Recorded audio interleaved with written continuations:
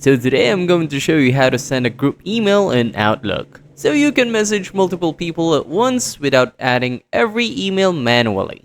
So to get started, open Outlook onto your computer or browser. Then go to the bottom left hand corner and click People.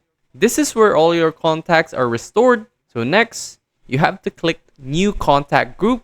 A window will open and you can name your group anything you want, like team, family, or clients. Then click Add Members. From here, you can add people from your Outlook contacts, your address book, or type in new email addresses manually. After adding everyone, click Save and Close. Your group is now ready. Now, to send a group email, go back to Mail and click New Email. So into this field, just type the name of your contact group and Outlook will automatically fill in everyone inside that group. Write your message, hit send, and it will be delivered to all of those members all at once. And that's it. That's how you create and send a group email in Outlook quickly and easily.